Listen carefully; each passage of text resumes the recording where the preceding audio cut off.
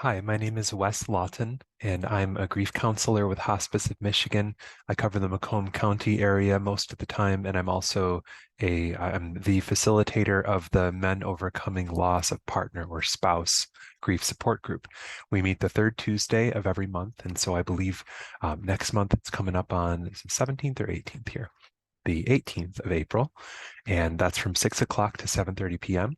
The group is available both in person in Clinton Township as well as online over Zoom. So I think the last probably four group meetings or so, we've had like 10 people on average, and give or take one. I think it's been 9 to 11.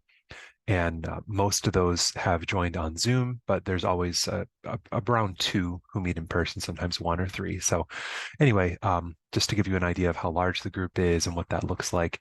And if you come in person, we've got a large screen in a kind of a conference room, and I've got it set up so that we're all at the same table and can look at the big screen, and they're looking at us, and it's pretty close to being all in one room. I was just noticing that in this most recent group a couple days ago on March 21st that it really felt pretty much like being in the same room. It's pretty kind of a wonderful thing, at least sitting there with the big screen. So anyway, just wanted to let you know what that looks like. This is like the other ones that I typically do. It's a summary video of the kinds of things that we talked about. And the reason for this is so that if you were at the group, you can review those different topics. And if you weren't there, then you can watch this video and get an idea of what we discussed and hopefully take something away from it still. So we talked about quite a few different things this last time. I thought it was one of the best groups that we've had in a while, even though I'm usually very happy with how this group goes.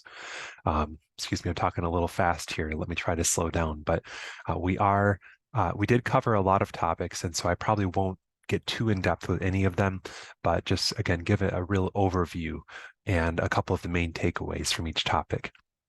First of all, as we did introductions, I was thinking about how some of the guys would say, because I ask everyone to share their name and approximately where they're from, and then the name of their spouse or partner. It was the wife in the case of everybody there this last time. Um, so their wife's name and how long ago she died. And I noticed that right around half of people would say, my wife's name is, and others would say, the other half or so would say, my wife's name was blank. So I pointed this out, and of course, no judgment either way. Either one could be a helpful thing, and I pointed out that it may be just kind of reflective of where you're at on your grief journey. If you say my wife was, maybe you're just trying to kind of, well, first of all, that might just kind of come naturally, especially if you are finding a new normal in your grief and in your life, and um, thinking of your wife in the past tense, that just might kind of come out naturally. In some cases, you might be sort of practicing saying my wife was and trying to adapt to that and find that new normal. And in the case of my wife is, again, that may just come naturally. You might not be used to your wife having died, or you may simply feel like she's still your wife. And so why would I say was? And that's legitimate as well.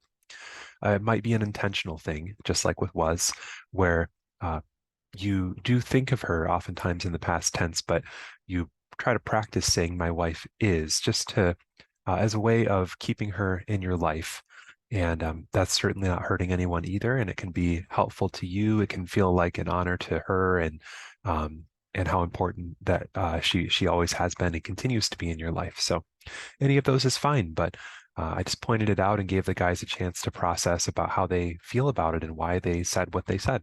And that went pretty well. And one of the guys started talking, going into the next topic here, just about doing taxes. It's tax season. I just finally completed mine last weekend, got a few weeks ago, if you haven't. So when I say finally, I don't want to put the pressure on, because I know for me it's kind of stressful anyway. But one of the guys was talking about how this came up on taxes. And I believe he said that he checked that he is for 2022, the year we're doing taxes for, that he, or maybe it was for 21 in his case, um, that he checked that he is married. And of course, filing separately, you can't file jointly in a situation like this. But he shared that the federal government allows 2 years after the death.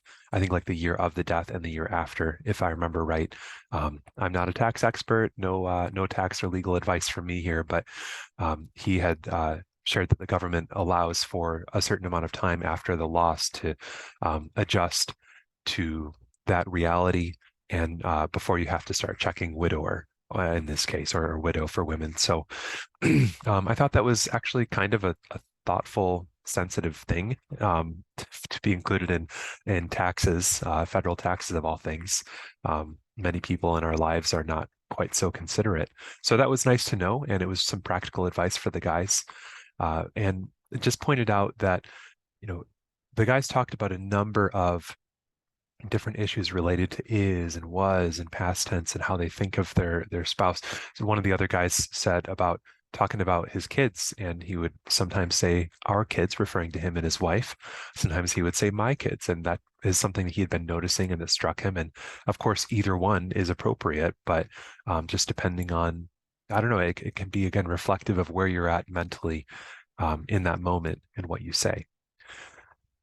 So, and I think one last thing on this topic, simply that whether it's the language that you use or taxes uh, or any other number of things, there are just hundreds of little things every day that are different after this loss. So I think that there's a tendency sometimes in our society and in our daily lives for people to push us and essentially say, you know, you should be doing better than you are now. And sometimes that voice can come in our own heads because it's the message that we're getting. It might be the way we've thought of other people who have gone through a loss. You don't see what's on the inside. You don't see what they're not expressing outwardly. And so maybe it seems to you that people are doing better usually after a month or two or three, or even a couple weeks in some cases. Um, and everything is different.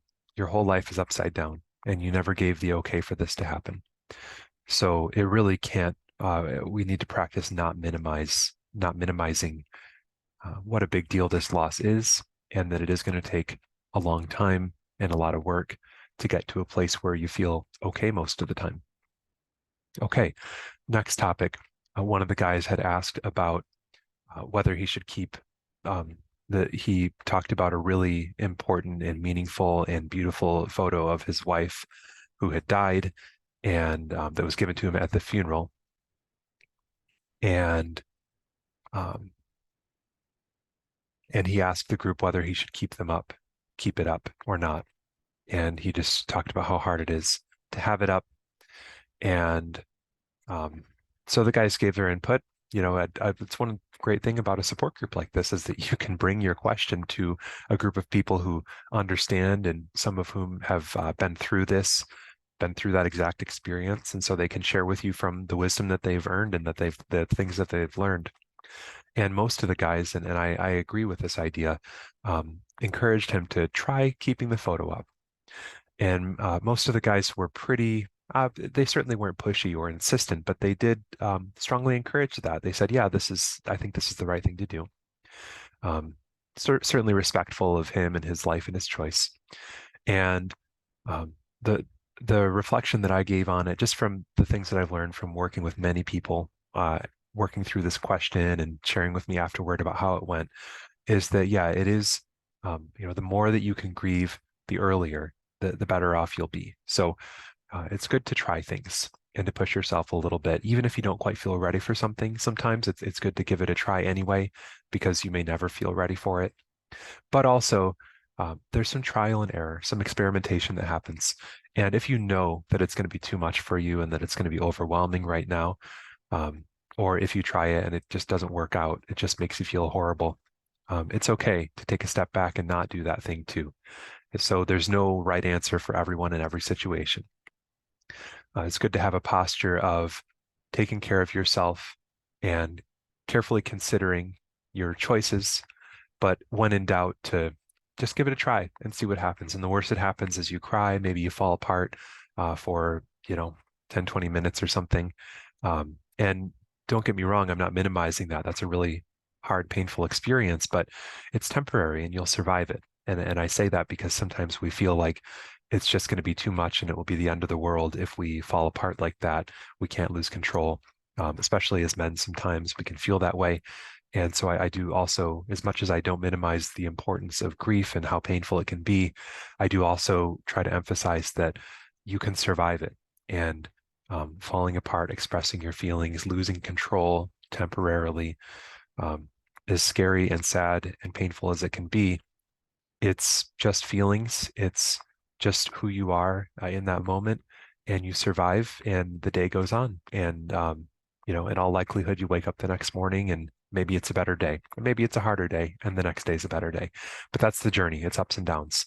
And I try to just normalize and point out that it's not this huge, horrible, scary thing. It doesn't have to be, but that it's normal and survivable. Okay.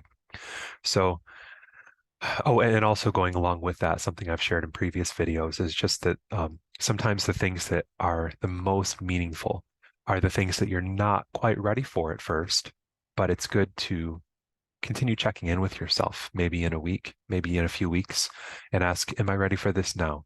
Can I give this another try?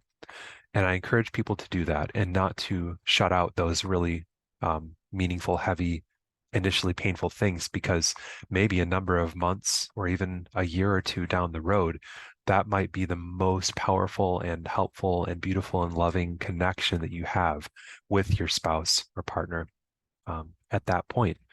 So it's too much, it's too sharp and meaningful right now, but down the road, as you work through your grief and you adapt to the loss and you express your feelings and everything, then that's the exact thing that you treasure the most. So good to keep in mind. Okay, next topic was about, just somebody mentioned that he likes to write down his memories. And I thought that was a nice idea that whenever he has a memory of his wife um, that he hasn't thought of in a while, or that he's pretty sure he hasn't already written down, he does write it down. And that's a kind of a practical, helpful way to um, keep her memory alive, to not forget some of these just experiences that he's had with her over the many years they were together, big and small. He even keeps a notebook or a journal or something next to his bed so that if he thinks of something in the middle of the night, he can write it down. And I thought that was a nice idea that somebody watching this video may want to try. One of the guys shared a great visual, and I wish I had prepared it ahead of time for this video, but it's this idea that when you first start grieving is the visual. I'll try and give it if I can. It's basically there's a box and there's a button right here on the side of the box, and there's a ball, and the ball bounces around, no gravity in this metaphor. It bounces around, and once in a while it hits that pain button, and you have a burst of grief. And that over time, the ball gets smaller. It's still in the box, and the box still has the button. The button doesn't get any smaller. So the ball continues to bounce around, but it hits that pain button less often. And that's one description of the grief journey. I think that's very accurate and a helpful visual. Um, and it can help you understand that the grief will never go away. The ball will always be in the box with that pain button. And you'll still have a burst of grief from time to time, probably for the rest of your life, certainly for many years, but it will get more few and far between. And some of those painful grief bursts might become less intense, but you might have the more intense ones once in a while too.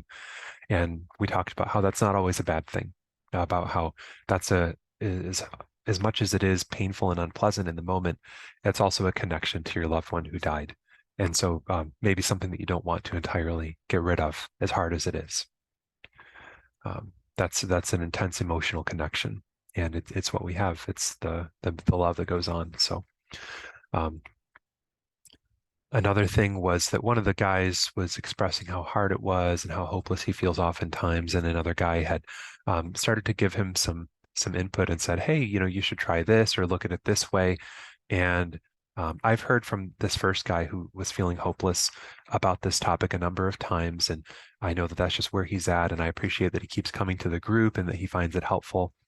And we talked about that, explored it a little bit in the group as well. And to the guy who was giving the advice, I did my best not to single him out because what he said was very true. His advice was good and things that most people should consider if they're not considering already. So he didn't do anything wrong per se, but it was an example of um, Well, what I was talking about earlier with with the taxes and how a lot of people in our lives don't let us be where we're at in the moment. They feel the need to um, try to pull us out of that place. And of course, that's well-meaning. It's done out of love. If they didn't love us or care about us, they would have no interest in trying to pull us out of that place. They'd probably just avoid us. Because the fact is that you grieving is sometimes uncomfortable for the people around you. I'm a grief counselor. This is my full-time job. And sitting with people who are grieving is not the most pleasant thing in the world. It's very meaningful, and I learned so much from it, and it's an honor to me, but it's not something that I relish. And that's true for the people in your life, no matter how much they love you and no matter how much they choose to be with you in that anyway. So that's a wonderful gift that they are giving you and that you can give others as well. Uh, but anyway, out of that place of both love and also discomfort, it's very natural for them to want to try to make you feel better. As I've said before, I don't know where I heard this, maybe I made it up, but they hand you a Band-Aid and a box of tissues. That sounds like something Alan Wolfelt would say, probably. He's an author and speaker. It's probably something I picked up from hearing him one time. But anyway, um, to try to sort of patch you up and help you to feel better and essentially say, hey, don't cry, it's okay. Um, you might have heard that before. And that's where it comes from. It's a place of both self-preservation of, I don't like this. I care about this person and I don't like that he's so upset.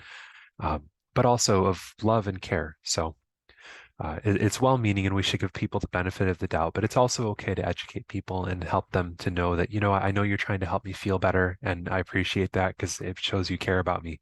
But really, I just need to be where I'm at right now. I need you to just listen without trying to fix me, because you can't fix me. You can't make my situation better. I wish that you could. You wish that you could. But what I need right now is for somebody to just be there, just be a witness to where I'm at.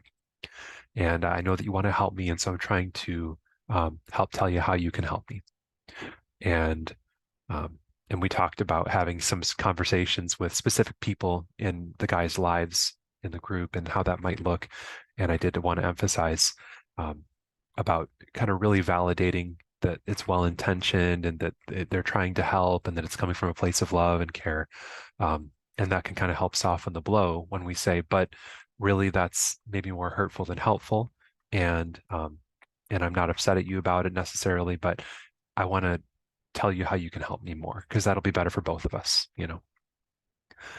Okay. And also right along with that, and maybe even more importantly, is to tell ourselves that we sometimes are uncomfortable with our own grief. Of course, nobody wants to go through this. I don't want you to be going through this, but it's the only way. The only way out is through. So um, to try not to tell yourself too much that or I should say to notice when you're telling yourself that you should be farther along and hey, feel better, be positive, all this stuff. There's moments where that's helpful to hear and a good perspective, but most of the time we need to slow down and allow ourselves to be where we're at and just understand that um, this is, our lives are a story or a journey. And it's got different chapters, different stages of the journey, different points where we're at. There's ups, there's downs. It's all part of the story. And we need to go through some of these harder times in order to move through the story and get to the mountaintop, if you will, to mix metaphors. Um, so for other people to allow us to be where we're at without trying to fix us and give us a bunch of advice, sometimes we need advice, but um, also to do that for ourselves. So enough said about that for now. Um, let's see what else. We talked about the difficulty of cooking for one person. In Hospice of Michigan, Arbor Hospice, we have a cookbook. It's called A Meal for Me, and that's available. And you can find that on our website, hom.org. If you just search A Meal for Me, you could probably find it through Google as well.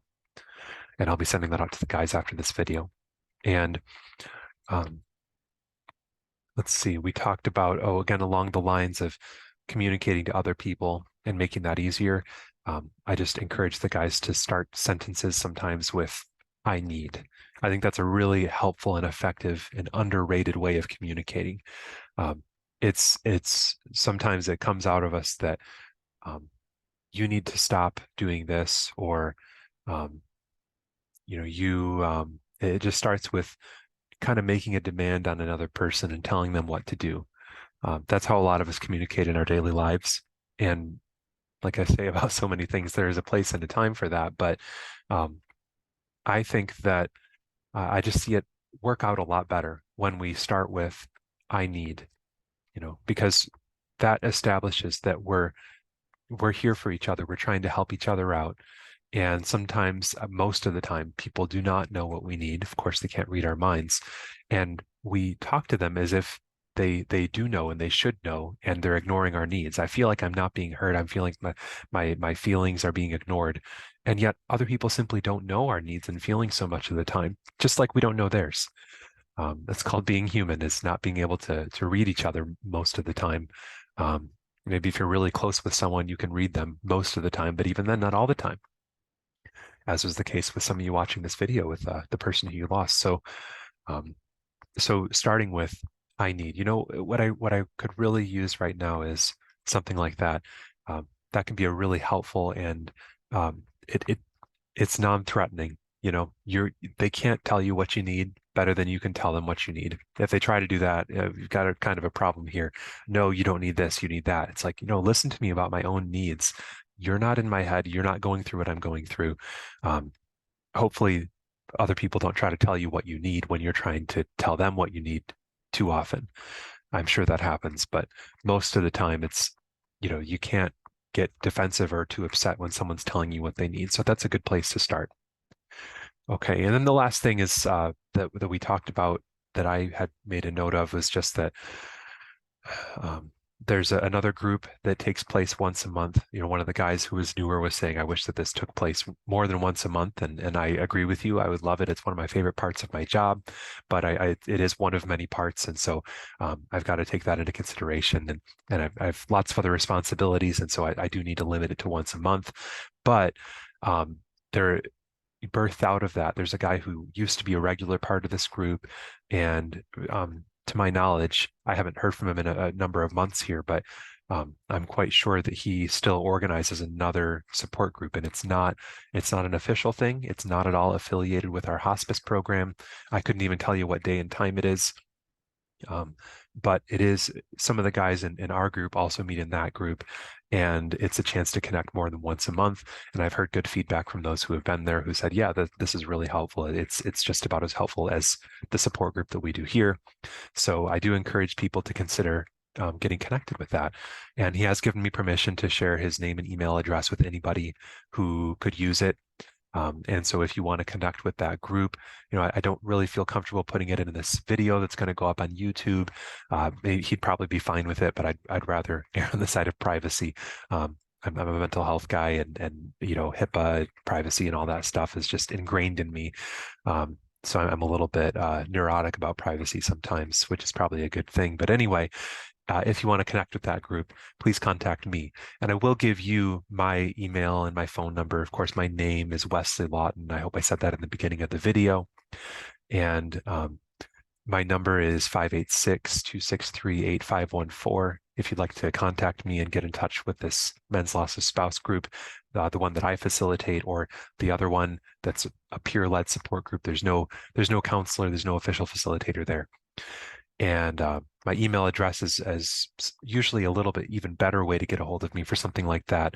And that is wlawton@hom.org. So that's WLAWTON as in Nancy at HOM as in Michigan.org. You can also go to our website, HOM.org. And if you're on a computer, you can click grief support and navigate to our groups from there. If you're on mobile or on a computer, you can just do a search for grief support. You can also just Google Hospice of Michigan grief support. So there's a number of ways to find information about our group. And Hospice of Michigan provides many other groups and seminars as well. A lot of them are available virtually. Quite a few are available in person as well. So lots out there, even besides what I do here. Thank you for taking the time to watch and to review this. And if there's somebody out there who you want to let know about the group and the kinds of things we talk about, or if there's a certain topic that I talked about here today that you think would help somebody, I invite you to share so we can get the word out about this great resource. And of course, the group, just like all of our programs, are at no cost. So thanks again, and we'll be here the third Tuesday of every month with this group from 6 to 7:30. Okay, take good care.